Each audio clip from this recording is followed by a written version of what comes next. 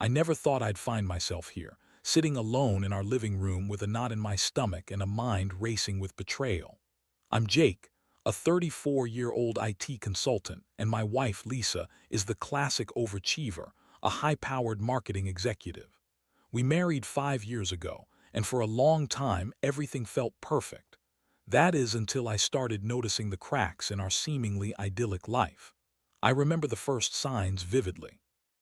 Lisa had always been a bit of a social butterfly, frequently going out with her friends for networking events. At first, I was supportive, believing in her ambition and wanting her to thrive. But over the last few months, those nights out became more frequent and her late-night phone calls started to feel suspicious. The little things that I brushed off as simple stress, her short temper, the late hours at work, began to gnaw at me. I dismissed my instincts, thinking I was just being paranoid. But then came the night that changed everything. I had just come home from a long day at work, ready to unwind. Lisa had told me she was going to a late dinner with colleagues, but as I was scrolling through my phone, a notification popped up from her social media account. A friend tagged her in a photo, a group shot from the restaurant she'd claimed she was at. But in that photo, her body language struck me as off. She was leaning in too close to a guy I'd never seen before, her expression a mix of laughter and something I could only describe as flirtation. That gnawing feeling in my gut turned into a full-blown alarm. So I did what any reasonable husband would do. I started putting the pieces together. I dug into her whereabouts, checking her location history and even looking at her messages when she left her phone unattended. It was all there, a history of messages with this same guy, Steve. The messages were harmless at first glance, but the tone was unmistakably intimate. The kind of intimacy that made my heart race, and not in the good way. I confronted her 2 days later. I remember how I felt, a whirlwind of anger and betrayal bubbling to the surface. I chose our quietest moment, hoping that the calm atmosphere would keep things civil. "Can we talk?" I asked, my hands trembling slightly. Lisa looked up from her phone, an eyebrow raised, and nodded. But when I dropped the bomb, "I know about Steve," her reaction was not what I expected. She laughed, a full, hearty laugh that echoed off the walls of our home, a home I used to consider sacred. "You're kidding, right? You think I'd cheat? Jake, come on." Her dismissive attitude stung worse than any slap. "Lisa, I've seen the messages," I replied, trying to keep my voice steady. But the tremble had crept back in, and I felt like I was losing my grip. She downplayed everything, claiming I was overreacting, that she was just being friendly with a colleague. "You're so paranoid," she said, flipping her hair over her shoulder dismissively. It was infuriating to hear her turn my pain into a personal flaw. The conversation spiraled from there. I was angry, hurt, and desperate for the truth. All I got were lies, half-hearted excuses, and a condescending tone. My heart sank deeper with each passing second. It was like watching the woman I loved morph into a stranger before my eyes. After that confrontation, the emotional fallout hit me hard. I felt like I was in a fog, alternating between rage and heartbreak. I went through all the stages of grief, denial, anger, bargaining. I didn't want to believe it was true. I wanted to think that we could fix this, that I could trust her again, but deep down I knew she had crossed a line I couldn't ignore. As days passed, I found myself slipping into a dark place. I couldn't focus on work. My friends were worried about me, and the joy I once found in my hobbies disappeared. I was emotionally drained, feeling like a shell of the man I used to be. This wasn't just about Lisa's betrayal. It was about the future I had envisioned with her, a future that now felt like a cruel joke. I started thinking about my options, my decisions, and how to move forward. I was determined to take control of my life again, but the path ahead was unclear. I felt like a chess player who had just lost his queen, trying to figure out the best way to play the rest of the game. I couldn't let myself stay a victim of her lies and infidelity. No, I needed a plan, a way to regain my power in this situation. Little did I know, I was already 6 moves ahead. As the days turned into weeks, I started to gather my thoughts and formulate a plan. I told myself that I wouldn't just sit back and allow Lisa to dictate the narrative of our crumbling relationship. While she was out living her double life, I was doing my homework, gathering evidence and understanding exactly how deep her deception ran. I began retracing her steps, looking for clues in every conversation we had and every seemingly innocent moment. I reached out to a couple of her friends, people I had always considered part of our circle. At first, I felt a pang of guilt for involving them, but I needed to get a clear picture of who Lisa had become. To my surprise, a couple of them were already aware of her flirtations with Steve. They claimed it was just harmless fun, but I couldn't shake the feeling that this wasn't just a minor lapse in judgment. I was playing a game of chess, but the stakes were heartbreakingly high. One night when Lisa was out again, this time for a business trip, I decided to dig a little deeper. I managed to get into her email account using a password recovery method. As much as I loathed the invasion of privacy, I felt justified. I found a series of emails that left me sick to my stomach. They were flirty, suggestive, and more than a little inappropriate. In one email, she had even talked about meeting Steve at a hotel. My heart dropped as I realized this was more than just an emotional affair. It had crossed into physical territory. I spent that night seething in silence. I was furious at her betrayal and the way she'd been stringing me along while keeping secrets. But more than that, I felt a sense of loss. The woman I thought I knew was fading, replaced by someone who had no qualms about lying to my face. I knew I had to confront her again, but this time, I was determined to have solid evidence. I wasn't going to let her laugh off my accusations or dismiss my feelings. I wanted her to see the truth in black and white. I began to document everything. The messages, the emails, times she was out late and when I knew. She was with Steve. I was forming a case one she couldn't wiggle out of with a pretty lie. The day she returned from her trip felt like a ticking time bomb. I could hardly focus at work, my mind racing with the anticipation of our confrontation. When she walked through the door, I was ready. I had spent hours rehearsing what I would say, how I would present the undeniable evidence. I could feel the energy shift as soon as she entered the room. It was like the calm before the storm. "Hey, Jake." She called out cheerfully, her voice dripping with false enthusiasm. But I wasn't having any of it. I stood up, my heart pounding as I faced her. "Lisa, we need to talk," I said firmly. I had rehearsed those words countless times, and I needed her to understand that this was no longer just a discussion, it was a reckoning. Her smile faltered, and for a brief moment I saw a flicker of fear in her eyes. Good. She should be scared. "I went into your emails," I continued, not giving her a chance to speak. "And I found the emails, Lisa. The ones to Steve, I know everything." Her reaction was a mix of shock and indignation.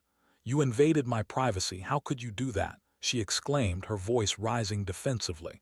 But her anger was nothing compared to the rage bubbling inside me. "Invading your privacy, you think that's the issue here?" I shot back, raising my voice. "You're the one who's been lying, you've been cheating on me. It's not just about the emails, it's about the entire charade you've been putting on." She opened her mouth to retort but quickly shut it again. A flicker of guilt crossed her face, but she masked it with a wave of arrogance. "You're just being dramatic. You don't understand the work environment I'm in. It's all just harmless flirting, Jake. You know how these things are. It's not what you think." I couldn't believe what I was hearing. "Harmless flirting? You're meeting him in hotels. Do you honestly think that's okay?" I was shouting now, unable to contain my emotions. The weight of my hurt and anger poured out in waves, and I felt liberated, even if only for a moment. "Jake, please, you're blowing this out of proportion." She pleaded, trying to turn the tables, but I wouldn't let her. "No, Lisa, it's not me who's blowing this out of proportion. It's you living a lie, and I'm done being the fool in your game." We went back and forth, but I had her. With every piece of evidence I laid out, her excuses crumbled. I watched her realize the full weight of her actions, and it felt like a small victory amid my devastation. But I also saw something else, a flash of anger mixed with desperation. She was feeling cornered, and I knew she would fight back. "Are you really going to throw away our entire life together over a mistake?" she asked, her voice shaky yet defiant. It felt like she was trying to manipulate me, and I could smell the desperation in her tone. But I was done taking her bait. "It's more than a mistake, Lisa. It's a betrayal." You've broken the trust we built together, and that's not something you can just brush off. In that moment, I felt a newfound clarity amid the chaos. I wasn't just confronting her with evidence, I was reclaiming my life. As she scrambled to regain control of the conversation, I realized I had to make a choice about how I would move forward. The emotional turmoil of the last few weeks had opened my eyes to a harsh reality. I was no longer willing to play the victim in this twisted game. I could either continue to fight for a relationship that had been tainted or take a stand for myself. I had to find a resolution that would allow me to heal, regardless of what that meant for us. With that thought lingering in my mind, I prepared to make the hardest decision of my life. The confrontation with Lisa felt like a bomb had gone off in our living room, leaving everything in chaos. As the dust began to settle, I realized I had to take control of the situation. I couldn't allow her to twist the narrative any longer. I was tired of her manipulation and her attempts to minimize my pain. I wanted her to understand that the trust she shattered could not be so easily reinstated. After our heated exchange, I could see the gears turning in her mind. She was scrambling to regain her footing, the facade of confidence slipping away. I could sense her frustration and desperation as she tried to negotiate her way out of the mess she had made. "Maybe we can work on this," she suggested, her voice softening in an attempt to appeal to my sense of compassion.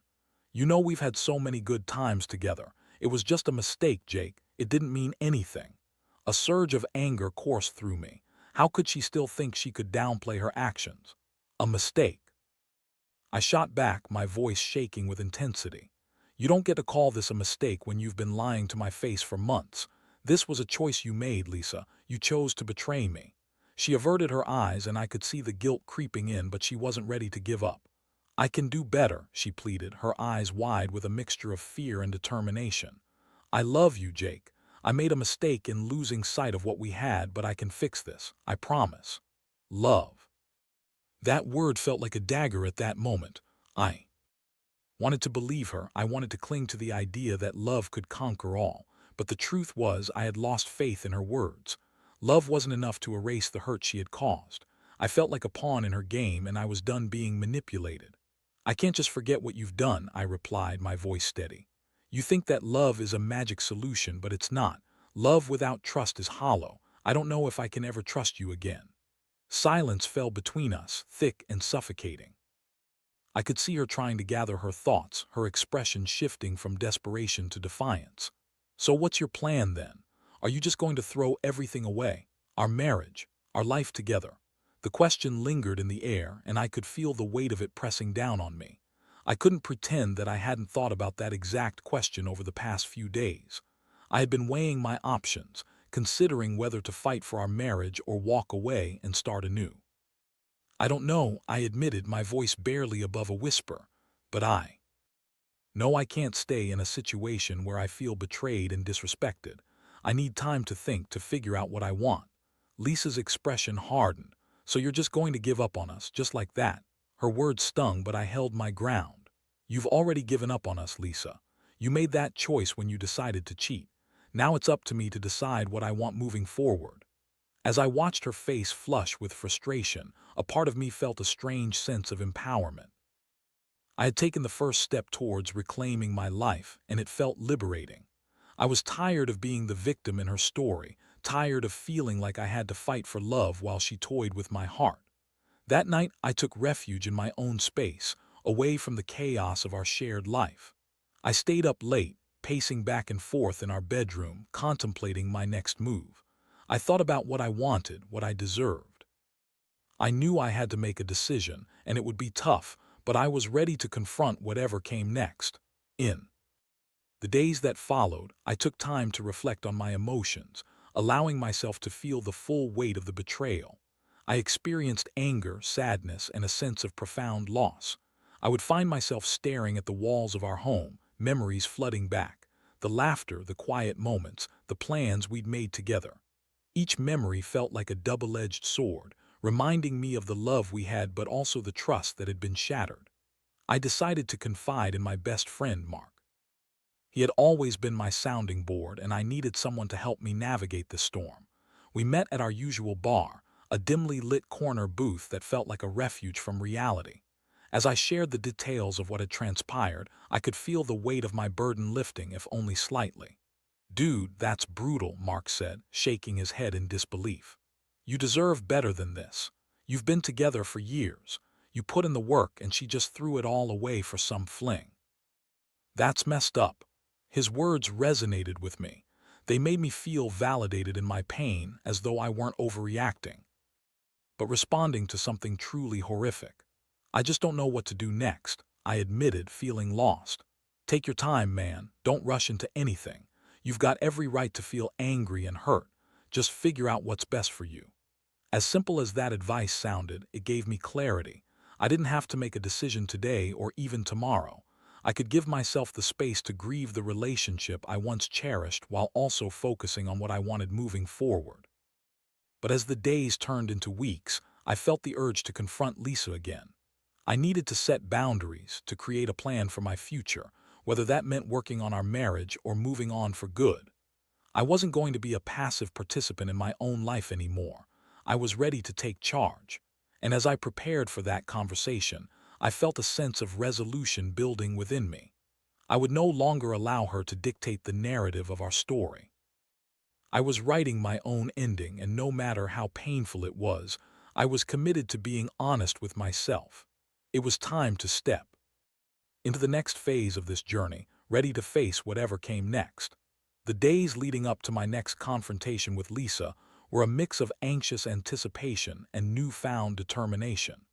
I realized I needed to approach this conversation not just as an angry husband seeking answers, but as a man reclaiming his power and deciding what he truly wanted from this relationship.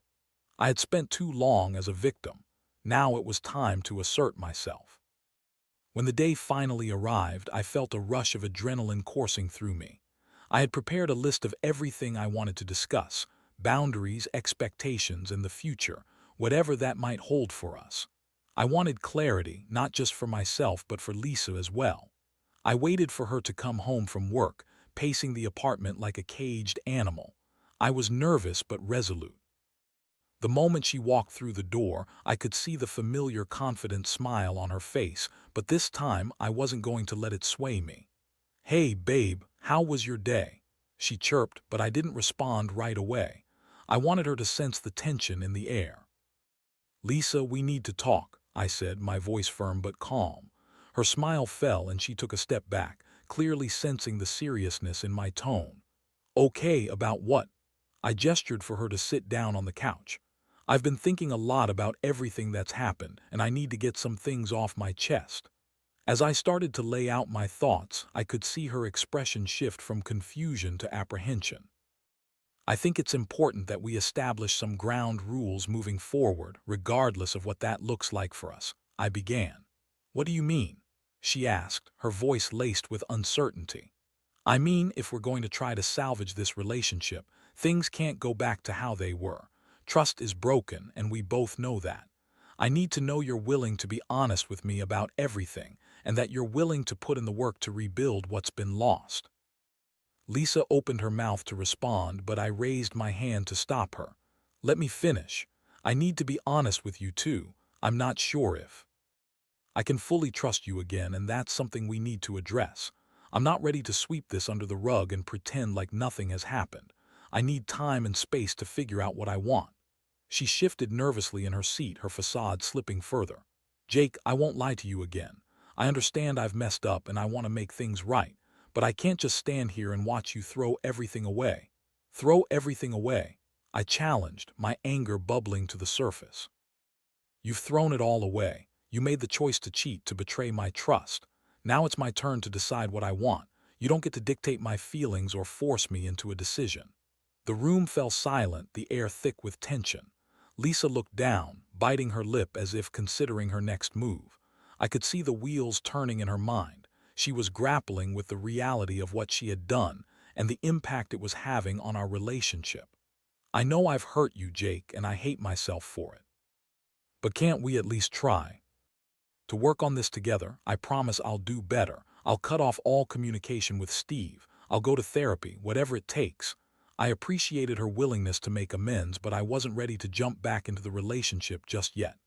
I need to see if this is something I want, Lisa, and I can't make that decision while you're playing the victim. This is about you taking responsibility for your actions. She looked up at me, tears in her eyes. I will, I promise. Just don't give up on us, please. The desperation in her voice tugged at my heart, but I knew I had to stay strong. This isn't just about me, Lisa. You need to understand that you chose to step outside of our marriage. Just saying you're sorry and promising to change isn't enough. You have to show me that you mean it. I could see the battle within her, the realization that words alone wouldn't suffice. I'll prove it to you. I'll do whatever it takes to show you that I love you and that I'm committed to our marriage. Just give me a chance, she pleaded. As much as I wanted to believe her, I couldn't ignore the doubts that lingered in my mind. I would need to see concrete actions, not just hear empty promises. I'll need time, Lisa, time to heal and see if we can rebuild what we've lost, I said, my tone softening. She nodded, a flicker of hope in her eyes. I understand. I'll give you the time you need. Just know that I'm here and I want to work on this together. With that, I felt a strange mix of emotions wash over me. I was still angry, still deeply hurt, but there was also a glimmer of possibility. Maybe there was a chance for us, but it would take a lot of hard work from both sides. As the conversation concluded, I realized I was no longer just reacting to her betrayal. I was actively participating in my own healing process. I was setting boundaries, expressing my needs, and holding her accountable. I was reclaiming my narrative. In the following weeks, Lisa did her best to demonstrate her commitment. She cut off communication with Steve, started attending therapy, and even expressed a desire to explore couples counseling. I could see her trying to put in the effort, but I also knew this was a long road ahead. Every time I saw her working hard to change, it sparked a flicker of hope in me. But I was cautious. The scar from her betrayal would take time to heal, and I needed to be vigilant, not just for my sake but for ours. As I navigated this new reality, I also took the time to focus on myself. I began revisiting old hobbies that I had neglected during our rough patch. I reconnected with friends, spent time alone, and allowed myself to process my emotions. I learned that healing didn't have to happen all at once. It could be gradual, and it was okay to take my time. I started to feel more like myself again, slowly peeling away the layers of hurt and betrayal. I wasn't just a victim anymore. I was rising from the ashes, taking charge of my life. While the future remained uncertain, I was ready to face whatever challenges lay ahead, armed with the knowledge that I had the power to shape my own destiny. And in that newfound strength, I felt ready for whatever was to come. I had taken the first steps toward healing, and now it was time to see if Lisa was truly committed to joining me on this journey. As the weeks turned into months, the ebb and flow of our relationship felt like a roller coaster, filled with moments of hope and despair, laughter and tears. I had set the stage for what could potentially be a new beginning, but the road to healing was fraught with challenges. While Lisa was genuinely trying to prove her commitment, I still found myself wrestling with the emotional scars that her betrayal had left behind. We decided to seek couples therapy, a decision that seemed essential if we were to have any chance of rebuilding our relationship.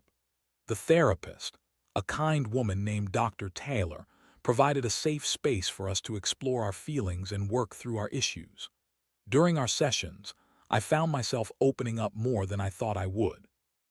I shared my fears, my doubts, and all the ways I felt betrayed. Lisa, in turn, expressed remorse and a desire to take responsibility for her actions. But there were still moments that made my heart race with anxiety. One evening, during a particularly intense session, Lisa spoke about her need for affirmation. I realize now that I was seeking validation outside our marriage because I thought I wasn't good enough for you, she said, her voice trembling. But I know now that I need to find that within myself, and I want you to help me. Her vulnerability touched me, but the memories of her infidelity loomed large. I wanted to be supportive, but the emotional weight was heavy. I want to help you, Lisa, but it's hard for me to shake off the anger and resentment, I admitted. I can't just pretend that everything is okay when it's not. Dr. Taylor nodded, guiding us through the discussion. It's essential to acknowledge those feelings, Jake. Healing takes time and patience. Trust isn't rebuilt overnight. As the therapy sessions continued, I felt both encouraged and overwhelmed.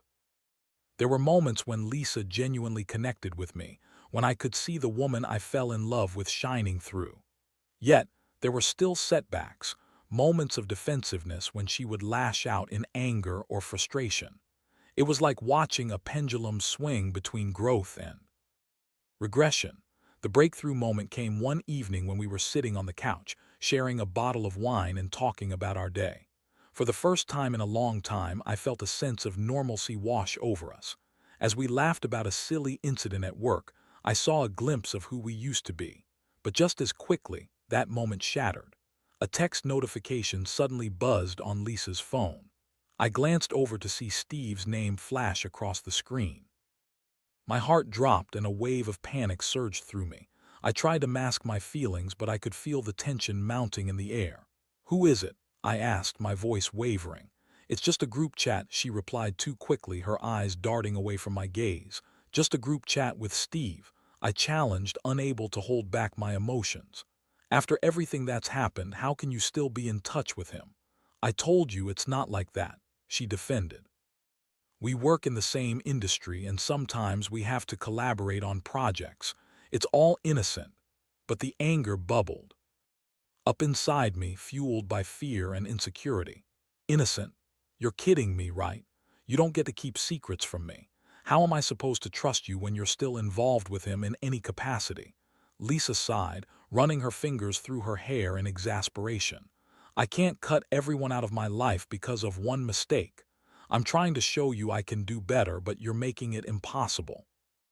The argument escalated quickly, both of us shouting over one another, the tension reaching a breaking point. I felt the walls closing in, the weight of our past pressing down on me like a vice. I wanted to scream that I was scared, that I felt betrayed all over again. As the words flew back and forth, I could see Lisa's frustration building, and it pushed me over the edge. "You're not taking this seriously, Lisa. You're still living in the past. I can't be with someone who doesn't acknowledge the hurt they've caused." With that, I stood up and stormed out of the room, leaving Lisa to stew in the chaos we had created. I needed air, space to think. I grabbed my jacket and headed for a walk, the cool night air rushing over me as I tried to process everything. The streets were quiet, and I could feel the cool breeze against my skin, but I was still burning with anger. My mind raced with conflicting thoughts. Was I being too hard on her? Was it fair to hold her accountable for every little thing after she had taken steps to change? But I also knew I couldn't ignore the wounds that were still fresh. I walked for what felt like hours, lost in my thoughts. When I finally returned home, I found Lisa sitting on the couch, tears running down her cheeks. The sight of her vulnerability pulled at my heart, but I was still grappling with my own emotions. "I'm sorry," she said softly, her voice trembling. "I didn't mean to escalate things, I thought we were okay." I sighed, the weight of the moment crashing down on me. "We're not okay yet, Lisa. We're trying, but it feels like we keep hitting walls. I don't want to keep fighting like this. I need you to understand how serious this is for me, how deeply your actions have affected me." "I do understand," she replied, her voice shaking. "I'm trying to prove to you that I can be better, but I feel like I'm walking on eggshells. I don't want to lose you." That was the moment I realized that while we were both hurt, we were also scared. We were both navigating a minefield of emotions, desperate to hold onto something we once cherished but unsure of how to move forward. "I don't want to lose you either, Lisa," I said, my voice softening. "But we need to communicate better. We need to be honest with each other about our fears and insecurities." She nodded, wiping away her tears. "I promise to do better. I'll work on my communication. I'll cut ties with Steve completely if that's what you need." As we spoke, I felt a flicker of hope ignite within me. We might be broken, but there was still a chance to rebuild. We were both willing to put in the work. We just needed to be patient with each other. That night, we made a pact. We would commit to being open and honest, setting boundaries and rebuilding the trust that had been shattered. We couldn't erase the past, but we could forge a new path forward. It wouldn't be easy, but I was willing to try. Together, we could navigate this journey of healing one step at a time. and as I settled into bed that night, I felt a mix of apprehension and hope. We had a long way to go, but for the first time in a long time, I felt like we were both willing to fight for our love. The weeks following our commitment to work on our relationship felt like a delicate dance. We were both acutely aware of the fragility of our situation, and every interaction carried the weight of what had come before. But as we navigated this uncertain terrain, something remarkable began to happen. We learned to communicate better. Lisa took the initiative to reach out to Steve, cutting off all ties. I could see the internal conflict in her as she sent that final message, but she stood firm.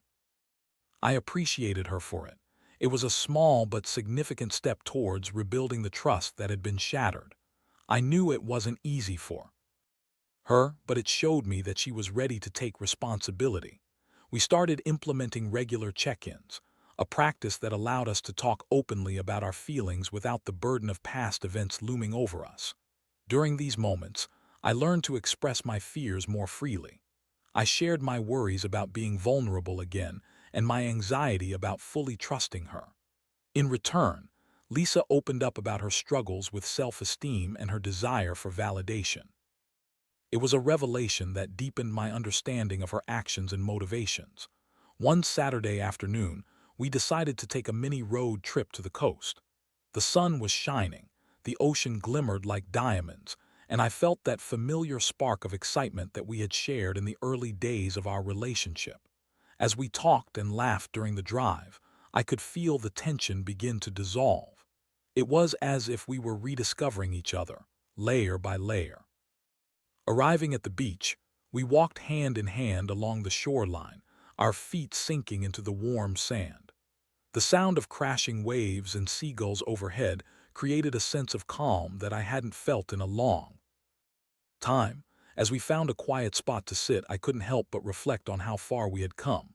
"Jake," Lisa said, her voice breaking the serene silence, "I know I can't change the past, but I want to make things right. You deserve to be happy, and I want to be the person who helps you find that happiness again." I looked into her eyes and saw sincerity. "I believe you, Lisa, and I want to be happy too. But we have to keep doing this, keep communicating, keep being honest with each other." She nodded, a small smile emerging on her face. "I promise, I won't let you down again." As we sat there watching the waves ebb and flow, I felt something shift within me. I was learning to forgive not just for her sake but for my own. Holding on to anger was like carrying a weight I no longer wanted.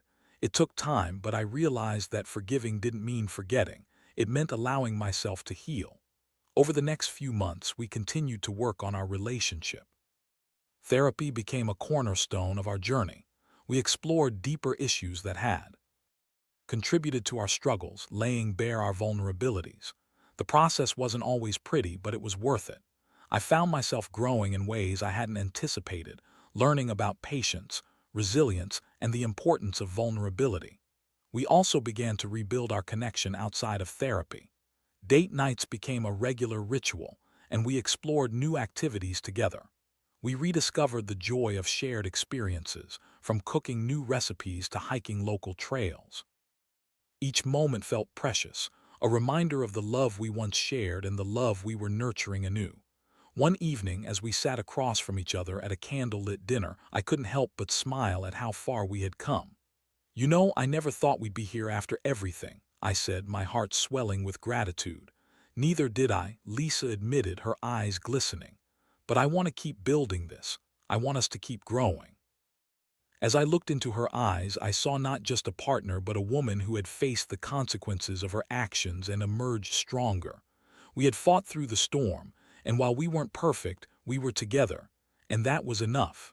In the months that followed, we faced challenges as any couple would. There were moments of doubt, where old insecurities threatened to creep back in, but each time, we leaned on our commitment to communication. We addressed issues as they arose, working together rather than against each other. And as the seasons changed, so did our relationship. We learned to celebrate the little victories, laughing at our inside jokes, sharing our dreams, and finding joy in the mundane. We were no longer defined by the betrayal. We were defined by our resilience and our willingness to fight for one another. One evening, as we stood together watching the sunset, I wrapped my arms around Lisa, pulling her close. "I'm proud of us," I said, my voice filled with emotion. "We've come a long way." She turned to me, her eyes shining with warmth. "We have, and I'm grateful every day that we chose to fight for each other." In that moment, I felt a profound sense of peace wash over me. We had weathered a storm that had threatened to tear us apart, but we emerged stronger, closer, and more in love than before. As I reflected on my journey, I realized that while the past could never be erased, it had shaped us into who we were now. I had learned invaluable lessons about love, trust, and the importance of communication. And as we stood there together, watching the sun dip below the horizon, I knew that whatever challenges lay ahead, we would face them together, stronger and more united than ever. And in that unity, I finally felt ready to embrace the future, hand in hand with the woman I loved.